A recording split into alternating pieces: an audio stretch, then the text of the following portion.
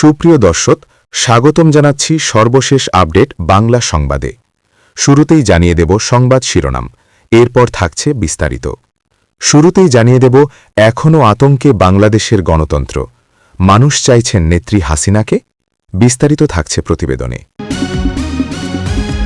এদিকে বাংলাদেশে অ্যাকশন শুরু তারেকের, দিল্লির সিগন্যালে এবার গ্রেপ্তার হবেন ইউনুস। বিস্তারিত থাকছে প্রতিবেদনে। আরও জানিয়ে দেব বিএনপির মিথ্যাজয়ী দিশাহারা জনগণ, চলছে লুটপাটের মহোৎসব। বিস্তারিত থাকছে প্রতিবেদনে। এদিকে বাতিল ব্ল্যাকআউট কর্মসূচি, হাসিনাকে ফেরাতে খেলা ঘোরালেন প্রধানমন্ত্রী তারেক। বিস্তারিত থাকছে প্রতিবেদনে। আরও জানিয়ে দেব দেশে তীব্র জ্বালানি সংকটেও নির্বিকার সরকার, লুটপাটের জন্য ঋণে চোখ বিএনপির। বিস্তারিত থাকছে প্রতিবেদনে। এদিকে লুটপাটের নতুন প্রজেক্ট, ক্ষমতা নিয়েই $2 বিলিয়ন ঋণের খোঁজে বিএনপি। বিস্তারিত থাকছে প্রতিবেদনে। আরও জানিয়ে দেব স্বাধীনতা দিবসের অনুষ্ঠানে বিএনপি জামায়াত হাতাহাতি, আহত 1। বিস্তারিত থাকছে প্রতিবেদনে। আরও জানিয়ে দেব ইসরায়েলের সেনা সদর দপ্তর, পরমাণু বিদ্যুৎ কেন্দ্রে হামলার দাবি ইরানের। বিস্তারিত থাকছে প্রতিবেদনে। এদিকে ইরানকে ড্রোন, খাদ্য ও ওষুধ সরবরাহ করছে রাশিয়া। বিস্তারিত থাকছে প্রতিবেদনে। এবং সর্বশেষ জানিয়ে দেব মজুদ থেকে জ্বালানি তেল ছাড়া শুরু করেছে জাপান। বিস্তারিত থাকছে প্রতিবেদনে। সুপ্রিয় দর্শক, এতক্ষণ শুনছিলেন সংবাদ শিরোনাম, এবারে শুনবেন বিস্তারিত। তার আগে ভিডিওটি ভালো লাগলে এবং সর্বশেষ আপডেট নিউজ পেতে চ্যানেলটি সাবস্ক্রাইব করুন। ধন্যবাদ। বাংলাদেশের 12 ফেব্রুয়ারির নির্বাচনের মধ্য দিয়ে দীর্ঘ 1.5 বছরের একটি অপশাসনের মৃত্যু হয়েছে। ভোটে বিএনপি নিরঙ্কুশ সংখ্যাগরিষ্ঠতা অর্জন করেছেন, তারেক রহমান প্রধানমন্ত্রী হয়েছেন। সাদা চোখে দেখলে মনে হবে দেশে গণতন্ত্র পুনঃপ্রতিষ্ঠিত হয়েছে, কিন্তু বাস্তবে কি সেটা হয়েছে? রাজনৈতিক বিশ্লেষকেরা বিষয়টিকে অন্যভাবে দেখছেন। বিএনপির নিরঙ্কুশ সংখ্যাগরিষ্ঠতা অর্জন বা তারেক রহমানের প্রধানমন্ত্রী পদে আসীন হওয়ার মধ্য দিয়ে কিন্তু বাংলাদেশে গণতন্ত্র আক্ষরিক অর্থে প্রতিষ্ঠা পায়নি। গণতন্ত্র নিয়ে বেশ কয়েকজন দার্শনিকের কিছু উক্তির উল্লেখ করতে হয়। তার আগে কিছু কথা। গণতন্ত্রের 2টি মুখ রয়েছে। একটি মুখ দেখায় ভোট, অধিকার, ক্ষমতার স্বপ্ন, আর গণতন্ত্রের দ্বিতীয় মুখটি হল ক্ষমতাকে ধরে রাখা। মানুষ তবুও স্বপ্ন দেখে, কারণ স্বপ্নই মানুষকে বাঁচিয়ে রাখে। আওয়ামী লীগ সরকারের পতনের পর বাংলাদেশের মানুষ আশা করেছিল তাদের অধিকাংশ সমস্যা মিটে যাবে, দেশে ফিরবে সুদিন। কিন্তু গত 18 মাসে বাংলাদেশ যে কি অরাজক পরিস্থিতির মধ্য দিয়ে যাচ্ছিল তা আর নতুন করে বলার দরকার পড়ে না। ফলে তারা আরও একবার পরিবর্তনের ডাক দিয়েছিল। সেই পরিবর্তনের ডাকে সাড়া দিয়ে বাংলাদেশের সংখ্যাগরিষ্ঠ মানুষ বিএনপিকে ক্ষমতায় আনেন। তারা জামায়াতকে প্রত্যাখ্যান করেন। ফলে একটা ধারণা তৈরি হয় যে বাংলাদেশে গণতন্ত্র পুনঃপ্রতিষ্ঠিত হয়েছে। গণতন্ত্রের ধারণায় পরিবর্তন হয়েছে, তার চরিত্রগত বদল হয়েছে। বিশ্বের বহু দেশে নামমাত্র গণতান্ত্রিক শাসন ব্যবস্থা কায়েম রয়েছে, কিন্তু গণতান্ত্রিক শাসন ব্যবস্থায় কি একমাত্র বিকল্প? রাজনৈতিক বিশ্লেষকেরা বলছেন এই শাসন ব্যবস্থা কোনো অবস্থাতেই বিকল্প হতে পারে না। তাছাড়া এই শাসন ব্যবস্থার বেশ কিছু ত্রুটি রয়েছে। গণতন্ত্রের জন্ম এথেন্সে, আধুনিক বিশ্বে সেটাকেই ধরা হয় শ্রেষ্ঠ শাসন ব্যবস্থা। রাষ্ট্রবিজ্ঞানীরা যখন গণতন্ত্রের জয়গান গাইছেন, তখন কিন্তু চিন্তাবিদেরা এই ধরনের শাসন ব্যবস্থার ত্রুটি আর ফাটল ধরিয়ে দিচ্ছেন। প্রশ্ন উঠছে, গণতন্ত্র কি আসলেই শ্রেষ্ঠ শাসন ব্যবস্থা? বিশ্বে 2 ধরনের দেশ আছে। বিশ্বের যেসব দেশ অস্থির, জটিল ও ঝামেলায় পরিপূর্ণ, সেই সব দেশে শাসন ব্যবস্থা পরিচালিত হয় গণতন্ত্রের মধ্য দিয়ে, আর বাকি দেশে হয় একনায়কতন্ত্র, না হলে রাজতন্ত্র। বর্তমান বিশ্বে রাজতান্ত্রিক শাসন ব্যবস্থা খুব অল্প দেশেই রয়েছে। বহু চিন্তাবিদ গণতন্ত্রের বিভিন্ন ত্রুটি নিয়ে আলোচনা করেছেন। দার্শনিক অ্যারিস্টটল গণতন্ত্রকে মূর্খের শাসন বলেছেন। সত্যি কি এই শাসন ব্যবস্থা মূর্খের শাসন? তিনি বলতে চেয়েছেন, যখন সিদ্ধান্ত নেওয়ার ক্ষমতা সমানভাবে দেওয়া হয়, তখন জ্ঞানী আর অজ্ঞানীর মতামত এক হয়ে যায়। এর সঙ্গে বাংলাদেশের সম্পর্ক কোথায়? তারেক রহমানের রাজনৈতিক অভিজ্ঞতার ঝুলি শূন্য।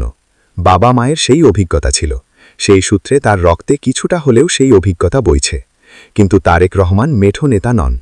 তাছাড়া তিনি দীর্ঘদিন ছিলেন প্রবাসে, বাংলাদেশের জাতীয় রাজনীতি থেকে পুরোপুরি বিচ্ছিন্ন। আর সরকার চালাতে গেলে তাকে যেসব দলের মুখোমুখি হতে হবে সেই সব দলের মাথারা রাজনীতির আগুনে নিজেদের দগ্ধ করেছেন। সেই সব নেতাদের সঙ্গে পাল্লা দেওয়া খুব সহজ কথা নয়। সংসদ অধিবেশনের প্রথম দিন কিন্তু তার একটা ইঙ্গিত মিলেছে। বাংলাদেশ সেদিন দেখেছিল তারেক সরকারকে কিভাবে বেকায়দায় ফেলে দেওয়া হচ্ছে। ফলে দেশবাসী এখন উপলব্ধি করতে পারছেন হাসিনা ছাড়া তাদের আর কোনো গতি নেই। তবে তার উপর অনেক কিছু নির্ভর করছে। তার কর্তৃত্ববাদী শাসনে দলের ভেতরে একটি পিঁপড়াও তার অনুমতি ছাড়া নড়াচড়া করতে পারত না। তিনিও কোনো উত্তরসূরি গড়ে তুলতে পারেননি। আর রাষ্ট্র পরিচালনা করা অনেকটা জাহাজ চালানোর মতো। একজন দক্ষ নাবিক পারেন প্রবল ঝড় তুফানে জাহাজকে চালিয়ে নিয়ে যেতে। রাজনৈতিক অভিজ্ঞতা শূন্য তারেকের কাছে সেই জাহাজ চালানো অত্যন্ত কঠিন। গ্রেফতারের পথে ইউনুস? প্রশ্ন তোলার কারণ অবসরপ্রাপ্ত লেফটেন্যান্ট জেনারেল মাসুদ উদ্দিন চৌধুরীর গ্রেফতার। সোমবার গভীর রাতে ঢাকা মহানগর পুলিশের গোয়েন্দা শাখা বারিধারা ডিওএইচএস এলাকায় তার বাড়ি থেকে তাকে গ্রেফতার করে। প্রাক্তন এই সেনা কর্মকর্তার বিরুদ্ধে অভিযোগ, তারা সরকার কর্তৃক নির্ধারিত ৭৮,৯৯০ টাকার চেয়ে অতিরিক্ত টাকা গ্রহণ করে মালয়েশিয়া শ্রমিক রিক্রুটের জন্য এজেন্ট হিসেবে নিয়োগ পান। নিয়োগের পর তাদের থেকে আরও টাকা দাবি করতেন। তার মাথায় হাত ছিল এক দলীয় এমপির। প্রাক্তন এই সেনা কর্মকর্তার বিরুদ্ধে অভিযোগ রয়েছে ৭,১২৪ জন কর্মীকে মালয়েশিয়ায় পাঠানোর ক্ষেত্রে পাসপোর্ট, স্বাস্থ্য পরীক্ষার নামে নির্ধারিত ফির অতিরিক্ত অর্থ নিয়ে মোট ১১৯,৩২,৭০,০০০ টাকা আত্মসাৎ করেছেন। বাংলাদেশ দুর্নীতি দমন কমিশনের তরফে আদালতে বলা হয়েছে, অভিযুক্তের জামিন মঞ্জুর করলে তিনি তদন্তে প্রভাব খাটাবেন, কারণ তার সঙ্গে বিএনপি সরকারের এক মন্ত্রীর ঘনিষ্ঠতা রয়েছে। মন্ত্রীর আশীর্বাদী হাত থাকার পরেও মাসুদ উদ্দিন চৌধুরীকে গ্রেফতার করে তারেক রহমান বুঝিয়ে দিতে চাইলেন যে কেউ আইনের ঊর্ধ্বে নয়। প্রশ্ন হল, মাসুদ উদ্দিন চৌধুরীকে গ্রেফতার করেই কি থেমে যাবেন তারেক প্রশাসন? মাসুদকে গ্রেফতারের কারণ, ক্ষমতা থাকাকালীন তিনি তারেক রহমানের ওপর অত্যাচার করেছিলেন। কিন্তু এই শারীরিক নির্যাতনের পিছনে অন্য কারো সম্মতি ছিল না। ইকবাল করিম ভূঁইয়া কেন এখন বাইরে? সদ্য সাবেক হওয়া জেনারেল জাহাঙ্গীর আলম চৌধুরীকেই বা কেন গ্রেফতার করা হচ্ছে না? আর ১/১১ সরকার বা ২৪ জুলাই অগাস্ট অভ্যুত্থানের যিনি খলনায়ক, তাকেই বা কেন তারেক রহমান গ্রেফতার করছেন না? এর মধ্যে একটি তাৎপর্যপূর্ণ বিষয় হল, বর্তমান সেনাপ্রধান ওয়াকারুজ্জামান যেমন শেখ হাসিনার আত্মীয়, তেমনি মাসুদ খালেদা জিয়ার দূর সম্পর্কের আত্মীয়। খালেদা প্রধানমন্ত্রী থাকাকালীন মাসুদ উদ্দিন বাংলাদেশ সেনাবাহিনীর ৯ম ডিভিশনের জিওসি হন। সেই তার বিরুদ্ধে খালেদার সঙ্গে বেইমানি করার অভিযোগ ওঠে। যেমন একই অভিযোগ উঠেছে শেখ হাসিনাকে নিয়ে বর্তমান সেনাপ্রধান ওয়াকারুজ্জামানের বিরুদ্ধে। বাংলাদেশের রাজনৈতিক ইতিহাসে ১/১১ একটি গুরুত্বপূর্ণ এবং বিতর্কিত অধ্যায়। দীর্ঘ ১৯ বছর পর সেই সময়ের একজন সেনা কর্মকর্তা গ্রেফতার কিছু প্রশ্নের জন্ম দিচ্ছে। প্রশ্ন উঠছে, বিচার কি সবার জন্য হচ্ছে, নাকি শুধু নির্বাচিত কিছু ব্যক্তির জন্য? জেনারেল মাসুদ উদ্দিন চৌধুরীকে আটক করা হয়েছে নির্যাতনের অভিযোগে, কিন্তু সেই সময়ের অন্য গুরুত্বপূর্ণ ব্যক্তিরা এখনও বাইরে কেন? আর সবচেয়ে বড় প্রশ্ন, যাদের অনেকেই মাস্টারমাইন্ড হিসেবে দেখেন, তারা কি সত্যিই বিচারের বাইরে? ইকবাল করিম ভূঁইয়া তার মধ্যে অন্যতম। আর পূর্বতন তদারকি সরকার প্রধান মোহাম্মদ ইউনুসকে কেন গ্রেফতার করা হচ্ছে না? শোনা যায় তিনি তারেককে মেরে ফেলার নির্দেশ দিয়েছিলেন। বাতাসে ভাষা গুঞ্জন অনুযায়ী জিয়ার প্রয়াণের পিছনে তার হাত ছিল। ১/১১ এবং ২০২৪ গোলমালের পিছনে হাত ছিল মোহাম্মদ ইউনুসের। জনগণের ভোটে নির্বাচিত একটি সরকারকে সরিয়ে দিয়ে ক্ষমতা দখল করেছিলেন মোহাম্মদ ইউনুস। দেশ শাসন করতে নয়, শাসন ক্ষমতা ভোট করতে। আর তার আমলে বাংলাদেশে কি হয়েছে তা আর নতুন করে বলার দরকার পড়ে না। বিএনপির বরাবরের অভিযোগ, তত্ত্বাবধায়ক সরকার গঠন এবং প্রায় ২ বছর তাদের ক্ষমতায় থেকে যাওয়ার পেছনে কলকাঠি নেড়েছিলেন তৎকালীন লেফটেন্যান্ট জেনারেল মাসুদ উদ্দিন। সময়মতো ভোট হলে খালেদা জিয়ার নেতৃত্বে বিএনপি ক্ষমতায় আসত বলে দলটি মনে করে। কিন্তু তত্ত্বাবধায়ক সরকারের নেতৃত্বে ২০০৮-এর ডিসেম্বরে অনুষ্ঠিত নির্বাচনে বিপুল ভোটে জয়ী হয় আওয়ামী লীগ। সেই থেকে টানা ১৬ বছর ক্ষমতায় ছিল দলটি। অন্যদিকে একটানা ২ দশক ক্ষমতার বাইরে ছিল বিএনপি। যদিও রাজনৈতিক মহল বলছে ইউনুসের গ্রেফতারি সময়ের অপেক্ষা। তাকে কখন গ্রেফতার করা হবে সেটা জানিয়ে দেবে দিল্লি। নির্বাচনের মাধ্যমে রাষ্ট্রক্ষমতায় আসার প্রথম মাসেই গভীর সংকটে পড়েছে বিএনপি নেতৃত্বাধীন নতুন সরকার। একদিকে লুটপাট ও অবব্যবস্থাপনায় বিপর্যস্ত অর্থনীতি, অন্যদিকে মন্ত্রীদের একের পর এক বিভ্রান্তিকর ও বাস্তবতা বিবচ্ছিন্ন মন্তব্যে দিশেহারা হয়ে পড়েছেন সাধারণ মানুষ। বিশেষ করে ঈদযাত্রা ও দেশের অভ্যন্তরীণ জ্বালানি তেলের তীব্র সংকট নিয়ে সরকারের দায়িত্বশীল ব্যক্তিদের অসত্য বক্তব্য চরম ক্ষোভের সৃষ্টি করেছে জনমনে। ঈদযাত্রায় ভাড়া সন্ত্রাস ও মন্ত্রীর বিতর্কিত মন্তব্য। এবারের ঈদ উল ফিতরে সাধারণ মানুষের ভোগান্তি এবং অতিরিক্ত ভাড়া আদায় নিয়ে সড়ক পরিবহন ও সেতুমন্ত্রী শেখ রবিউল আলমের নানা মন্তব্য তীব্র বিতর্কের জন্ম দিয়েছে। ঈদযাত্রার পুরোটা সময় তিনি দাবি করেছেন কোথাও অতিরিক্ত ভাড়া নেওয়া হচ্ছে না, বরং যাত্রীদের অভিযোগ যে ভাড়া কম নেওয়া হচ্ছে। তবে বাংলাদেশ যাত্রী কল্যাণ সমিতির পরিসংখ্যান বলছে ভিন্ন কথা। সমিতির মহাসচিব মোজাম্মেল হক চৌধুরী এক বিবৃতিতে জানান, পরিবহন মালিকদের ন্যায্য এবং সরকারের নজরদারির অভাবে গত ২০ বছরের রেকর্ড ভেঙেছে এবারের ভাড়া সন্ত্রাস। সমিতির তথ্যানুযায়ী ৮৭% বাস মিনিবাসে অতিরিক্ত ভাড়া আদায় করা হয়েছে।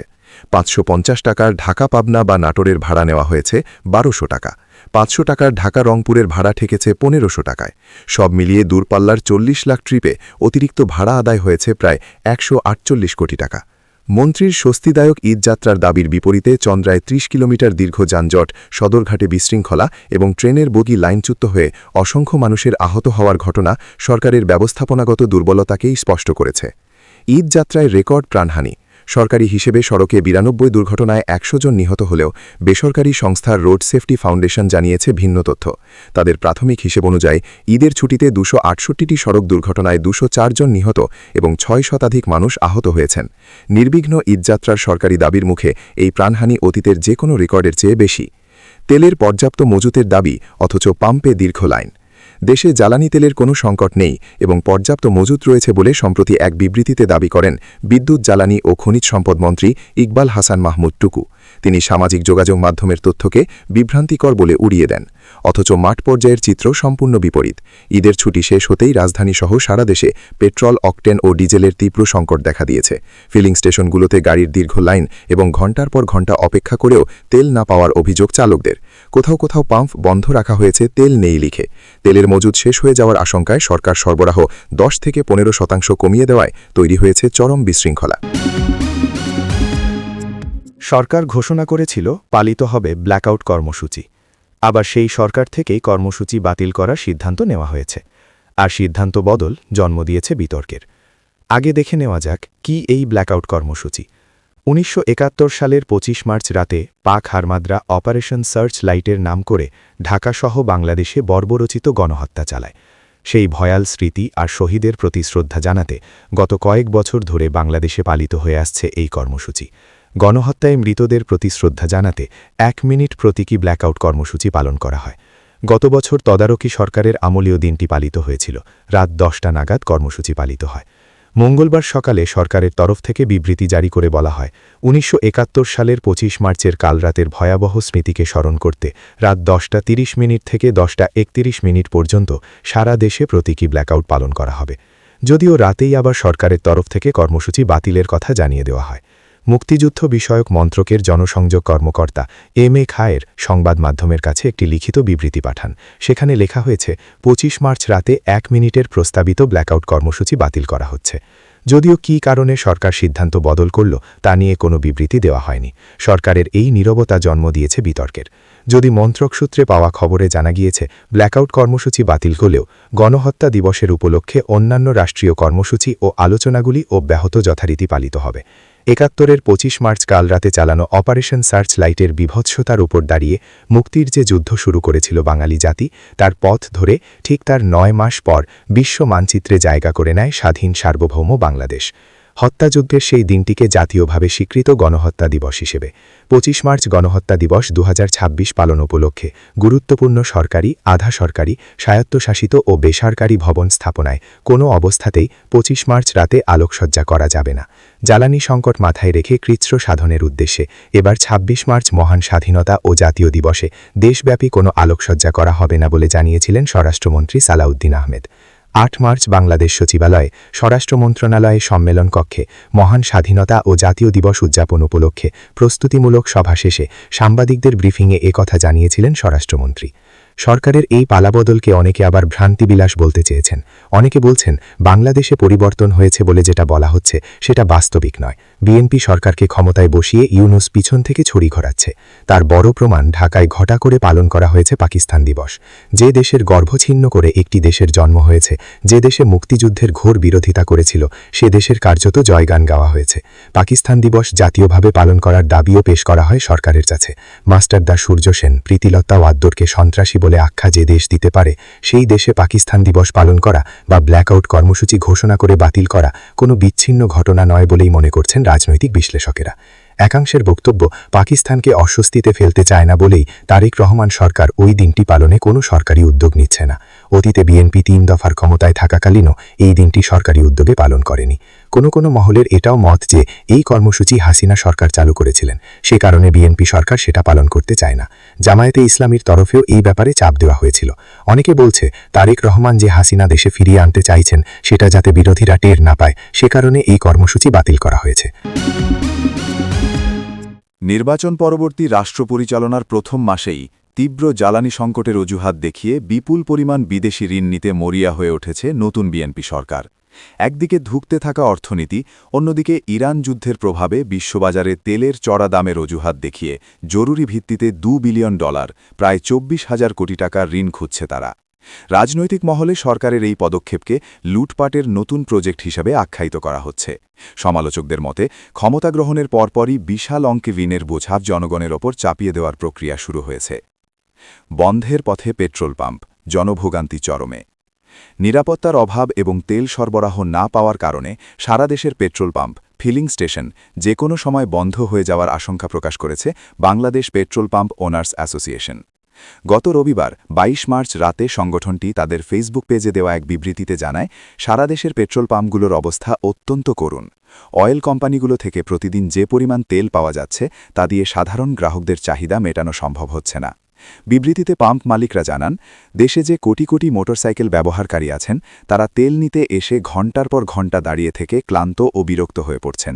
তেল দেওয়ার নজেলম্যানরাও বিরক্ত, তারা গ্রাহকদের সঙ্গে কথা কাটাকাটি আর গণ্ডগোল করতে করতে আর পেরে উঠছেন না। এভাবে বিরামহীন ডিউটি করার অভ্যাসও তাদের নেই।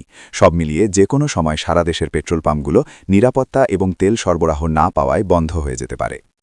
24-এর দাঙ্গার পর অন্তর্বর্তী সরকারের 1.5 বছর পেরিয়ে নির্বাচিত সরকার ক্ষমতায় এলেও দেশের অর্থনৈতিক অস্থিরতা কাটেনি। এই সংকটকে পুঁজি করে জ্বালানি তেল ও তরলীকৃত প্রাকৃতিক গ্যাস এলএনজি আমদানির খাত দেখিয়ে এশিয়ান উন্নয়ন ব্যাংক এডিবি, বিশ্বব্যাংক এবং আন্তর্জাতিক ইসলামিক ট্রেড ফাইন্যান্স কর্পোরেশনের সাথে ঋণ আলোচনা শুরু করেছে সরকার। বার্তা সংস্থা রয়টার্সকে দেওয়া এক সাক্ষাৎকারে প্রধানমন্ত্রীর অর্থ ও পরিকল্পনা বিষয়ক উপদেষ্টা রাশেদ আল মাহমুদ তিতুমির শুক্রবার জানান, আইএমএফ নির্বাচিত সরকারের জন্য অপেক্ষা করছিল। আমরা তাদের জুলাইয়ের বদলে এখনই তহবিল ছাড় করার অনুরোধ জানাব। এছাড়া এডিবি ও বিশ্বব্যাংক থেকেও অতিরিক্ত বাজেট সহায়তার আশা করছি। রাজনৈতিক বিশ্লেষক ও বিরোধীদের দাবি, সরকার দায়িত্ব নেওয়ার শুরুতেই যে বিশাল ঋণের বোঝা জনগণের ঘাড়ে চাপাচ্ছে তা আসলে লুটপাটের একটি নতুন প্রজেক্ট। অর্থনীতিবিদদের মতেও এভাবে বিদেশি ঋণের ওপর অতি নির্ভরশীলতা দীর্ঘমেয়াদে মুদ্রাস্ফীতি এবং দেশকে একটি স্থায়ী ঋণের ফাঁদে ফেলতে পারে। জ্বালানির কৃত্রিম সংকটকে সামনে এনে এই বিশাল অঙ্কের ঋণ নিয়ে সরকার জনগণের ভবিষ্যৎ অন্ধকারাচ্ছন্ন করছে বলে মনে করছেন সমালোচকরা। নির্বাচন পরবর্তী রাষ্ট্র পরিচালনার প্রথম মাসেই বড় ধরনের ঋণ খুঁজছে সরকার। একদিকে ধুঁকতে থাকা অর্থনীতি, অন্যদিকে ইরান যুদ্ধের প্রভাবে বিশ্ববাজারে তেলের চড়া দাম দেখিয়ে তারা এই ঋণ নিতে চাইছে। এই অবস্থায় জরুরি ভিত্তিতে $2 বিলিয়ন, প্রায় 24,000 কোটি টাকা বিদেশি ঋণ খুঁজছে বিএনপি সরকার। রাজনৈতিক মহলে সরকারের এই পদক্ষেপকে লুটপাটের নতুন প্রজেক্ট হিসেবে আখ্যায়িত করা হচ্ছে। সমালোচকদের মতে, ক্ষমতা গ্রহণের পরপর বিশাল অঙ্কের ঋণের বোঝা জনগণের ওপর চাপিয়ে দেওয়ার প্রক্রিয়া শুরু হয়েছে। 24-এর দাঙ্গার পর অন্তর্বর্তী সরকারের 1.5 বছর পেরিয়ে নির্বাচিত সরকার ক্ষমতায় এলেও অর্থনৈতিক অস্থিরতা কাটেনি। বার্তা সংস্থা রয়টার্সের বরাতে জানা গেছে, জ্বালানি তেল ও তরলীকৃত প্রাকৃতিক গ্যাস এলএনজি আমদানির খাত দেখিয়ে এশীয় উন্নয়ন ব্যাংক এডিবি, বিশ্বব্যাংক ও আন্তর্জাতিক ইসলামিক ট্রেড ফাইন্যান্স কর্পোরেশনের সাথে আলোচনা শুরু করেছে সরকার। প্রধানমন্ত্রীর অর্থ ও পরিকল্পনা বিষয়ক উপদেষ্টা রাশেদ আল মাহমুদ তিতুমির শুক্রবার রয়টার্সকে জানান, আইএমএফ নির্বাচিত সরকারের জন্য অপেক্ষা করছিল। আমরা তাদের জুলাইয়ের বদলে এখনই তহবিল ছাড় করার অনুরোধ জানাব। এছাড়া এডিবি ও বিশ্বব্যাংক থেকেও অতিরিক্ত বাজেট সহায়তার আশা করছি। অর্থনীতিবিদদের মতে, বিদেশি ঋণের ওপর এই অতি নির্ভরশীলতা দীর্ঘমেয়াদে মুদ্রাস্ফীতি ও ঋণের খাত তৈরি করতে পারে। মহান স্বাধীনতা দিবসের অনুষ্ঠান চলাকালে পটুয়াখালীর বাউফুলের বিএনপি ও জামায়াতের নেতাকর্মীদের মধ্যে বাগবিতণ্ডা থেকে হাতাহাতির ঘটনা ঘটেছে। এতে ওহিদুল জামান নামের একজন আহত হয়েছেন। আজ বৃহস্পতিবার ২৬ মার্চ সকাল ১০টার দিকে উপজেলার কেন্দ্রীয় পাবলিক মাঠে আয়োজিত কুচকাওয়াজ ও ডিসপ্লে অনুষ্ঠানের সময় এ ঘটনা ঘটে। অনুষ্ঠানে আইনশৃঙ্খলা রক্ষাকারী বাহিনীর সদস্য, বিভিন্ন শিক্ষা প্রতিষ্ঠানের শিক্ষার্থী এবং উপজেলা প্রশাসনের কর্মকর্তারা উপস্থিত ছিলেন। প্রত্যক্ষদর্শীরা জানান, অনুষ্ঠানের সামনের সারিতে বসাকে কেন্দ্র করে দুপক্ষের নেতাকর্মীদের মধ্যে প্রথমে কথা কাটাকাটি শুরু হয়। এক পর্যায়ে তা ধাক্কাধাক্কি ও হাতাহাতিতে রূপ নেয়। এতে একজন আহত হন। আহত ব্যক্তি কোন দলের সঙ্গে জড়িত কিনা তা নিশ্চিত হওয়া যায়নি। ঘটনার আকস্মিকতায় কিছু সময়ের জন্য অনুষ্ঠানস্থলে উত্তেজনা ছড়িয়ে পড়ে। তবে দ্রুত উপজেলা প্রশাসন ও আইনশৃঙ্খলা রক্ষাকারী বাহিনীর হস্তক্ষেপে পরিস্থিতি নিয়ন্ত্রণে আনা হয়। এ বিষয়ে তাৎক্ষণিকভাবে বিএনপি জামায়াতের নেতাদের কোনো বক্তব্য পাওয়া যায়নি। তবে বেলা ৩টায় জামায়াতের পক্ষ থেকে সংবাদ সম্মেলনের মাধ্যমে বিস্তারিত জানানো হবে বলে সংশ্লিষ্ট সূত্রে জানা গেছে। এ বিষয়ে উপজেলা সহকারী কমিশনার ভূমি মোহাম্মদ সোহাগ মিলু জানান, সামান্য ভুল বোঝাবুঝি থেকে এ পরিস্থিতির সৃষ্টি হয়। পরে উভয় পক্ষের সহযোগিতায় বিষয়টি দ্রুত মীমাংসা করা হয়। বাউফল থানার ওসি তদন্ত মোহাম্মদ আতিকুল ইসলাম বলেন, ঘটনাটি নিয়ে এখনও কোনো পক্ষ লিখিত অভিযোগ দেয়নি। বর্তমানে পরিস্থিতি শান্ত রয়েছে। ইসরায়েলের প্রতিরক্ষা বাহিনীর IDF military control centre of command দপ্তর এবং পরমাণু বিদ্যুৎ কেন্দ্রে হামলার দাবি করেছে ইরানের সামরিক বাহিনীর অভিজাত শাখা Islamic Revolutionary Guard Corps IRGC. ইরানি সংবাদ মাধ্যম ফার্স নিউজের এক প্রতিবেদনে জানানো হয়েছে এ তথ্য। আইডিএফের মিলিটারি সেন্টার অফ কমান্ড দপ্তর ইসরায়েলের রাজধানী জেরুজালেমে অবস্থিত, আর পরমাণু বিদ্যুৎ কেন্দ্রটির অবস্থান মৃত সাগর ডেড সি এর দক্ষিণে। আজ বৃহস্পতিবার ভোরের দিকে এ হামলা পরিচালনা করা হয়েছে বলে জানিয়েছে আইআরজিসি। ইসরায়েলের পক্ষ থেকে এখন পর্যন্ত এ দাবির কোনো প্রতিক্রিয়া জানানো হয়নি। উল্লেখ্য, ইরানের পরমাণু প্রকল্প এবং ক্ষেপণাস্ত্র কর্মসূচি নিয়ে গত ৬ ফেব্রুয়ারি থেকে ২৭ ফেব্রুয়ারি পর্যন্ত ২১ দিন ধরে সংলাপ চলে তেহরান এবং ওয়াশিংটনের মধ্যে। ২৭ ফেব্রুয়ারি কোনো প্রকার সমঝোতা চুক্তি ছাড়াই শেষ হয় সেই সংলাপ। তার পরের দিন ২৮ ফেব্রুয়ারি ইরানে অপারেশন এপিক ফিউরি শুরু করে যুক্তরাষ্ট্রের সামরিক বাহিনী। ওয়াশিংটনের সঙ্গে তাল মিলিয়ে একই সময়ে ইরানে সামরিক অভিযান অপারেশন রোয়ারিং লায়ন শুরু করে ইসরায়েলও। যুক্তরাষ্ট্র ইসরায়েলের হামলায় ইতোমধ্যে নিহত হয়েছেন ইরানের সাবেক সর্বোচ্চ নেতা আয়াতুল্লাহ আলী খামেনি, প্রধান নিরাপত্তা কর্মকর্তা আলী লারিজানি, সামরিক বাহিনীর অভিজাত শাখা ইসলামিক রেভলিউশনারি গার্ড কর্পস আইআরজিসির শীর্ষ কমান্ডার মোহাম্মদ পাকপুর সহ বেশ কয়েকজন গুরুত্বপূর্ণ ও জ্যেষ্ঠ কর্মকর্তা। ইরানের বিভিন্ন সামরিক বেসামরিক গুরুত্বপূর্ণ স্থাপনাও ধ্বংস কিংবা ক্ষতিগ্রস্ত হয়েছে। এছাড়া ইতোমধ্যে ইরানে নিহত হয়েছেন ২,০০০-এর বেশি মানুষ। সমানতালে হামলার পাল্টা জবাব দিচ্ছে ইরানও। যুদ্ধের শুরু থেকেই ইসরায়েল ও মধ্যপ্রাচ্যের উপসাগরীয় অঞ্চলের ৬ দেশ সৌদি আরব, কাতার, কুয়েত, বাহরাইন, সংযুক্ত আরব আমিরাত, ওমানে অবস্থিত মার্কিন সেনাঘাঁটি ও বিভিন্ন গুরুত্বপূর্ণ স্থাপনা লক্ষ্য করে দফায় দফায় ড্রোন ক্ষেপণাস্ত্র নিক্ষেপ করা শুরু করে ইরান, যা এখনও চলছে। যুক্তরাষ্ট্র ও ইসরায়েলের সঙ্গে যুদ্ধরত ইরানকে ড্রোন, খাদ্য ও ক্ষেপণাস্ত্র দিয়ে সহযোগিতা করছে রাশিয়া। বৃহস্পতিবার এক প্রতিবেদনে এ তথ্য জানিয়েছে ব্রিটিশ সংবাদমাধ্যম ফিনান্সিয়াল টাইমস। চলতি মাস থেকেই মস্কো ইরানকে ড্রোনের চালান পাঠানো শুরু করেছে এবং এই মাসের শেষ নাগাদ সরঞ্জামগুলোর পর্যায়ক্রমিক সরবরাহ সম্পন্ন হবে বলে আশা করা হচ্ছে। গত ২৮ ফেব্রুয়ারি যুদ্ধ শুরু হওয়ার পর এটি তেহরানের কাছে রাশিয়ার পক্ষ থেকে পাঠানো প্রথম মারণাস্ত্রের চালান। এর আগে ক্রেমলিন তাদের এই মিত্রদেশটিকে গোয়েন্দা তথ্য এবং স্যাটেলাইট ইমেজারি বা উপগ্রহ চিত্রের মাধ্যমে সহায়তা প্রদান করে আসছিল।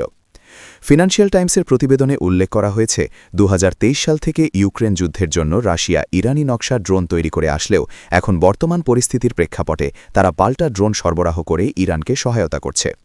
এই সামরিক সরঞ্জামগুলো মূলত ইরানের প্রতিরক্ষা ব্যবস্থা শক্তিশালী করতে এবং যুদ্ধের ময়দানে তেহরানের অবস্থান সুসংহত করতে ব্যবহৃত হবে। তবে এই প্রতিবেদনের প্রতিক্রিয়ায় ক্রেমলিনের একজন মুখপাত্র জানিয়েছেন, বর্তমানে অনেক ধরনের ভুয়া খবর ছড়িয়ে পড়ছে, তবে এটি সত্য যে ইরানি নেতৃত্বের সঙ্গে রাশিয়ার সংলাপ অব্যাহত রয়েছে। ড্রোন সরবরাহের বিষয়টি সরাসরি স্বীকার না করলেও মস্কো ও তেহরানের মধ্যকার কৌশলগত সম্পর্কের গভীরতা এই বক্তব্যের মাধ্যমে স্পষ্ট হয়েছে। সাম্প্রতিক সময়ে কাস্পিয়ান সাগরে ইরানি লক্ষ্যবস্তুতে ইসরায়েল যে হামলা চালিয়েছে তার মূল উদ্দেশ্য ছিল রাশিয়া ও ইরানের মধ্যে এই ধরনের সামরিক ও লজিস্টিক সরঞ্জাম আদান-প্রদান ব্যাহত করা। গোয়েন্দা তথ্যানুযায়ী কাস্পিয়ান সাগরের রুটটি এই দুই দেশের মধ্যে পণ্য ও অস্ত্র স্থানান্তরের প্রধান মাধ্যম হিসেবে ব্যবহৃত হচ্ছে।